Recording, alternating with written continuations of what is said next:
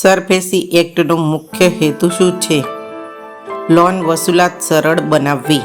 SARFAESI act અનુસાર બેંકોમાં શું સત્તા આપવામાં આવી છે? કોડ વિના ગીરવે રાખેલી સંપત્તિ જપ્ત કરવાની. સરફેસી એક્ટ કયા વિસ્તારમાં લાગુ પડે છે? સમગ્ર ભારતમાં. રજિસ્ટ્રેશન સર્ટિફિકેટ રદ કરતા પહેલા કંપનીને શું આપવું જરૂરી છે? સુનાવણીની તક. રજિસ્ટ્રેશન રદ થયા પછી કંપની કેટલી મુદતમાં અપીલ કરી શકે? 30 દિવસ.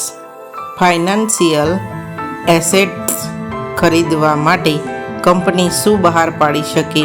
ડિબેન્ચર અથવા બોન્ડ.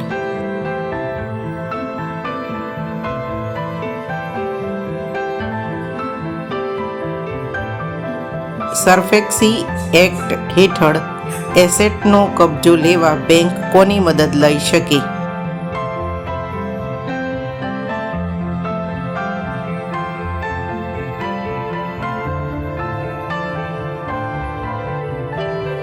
સેન્ટ્રલ રજિસ્ટ્રી કોણ સ્થાપે છે?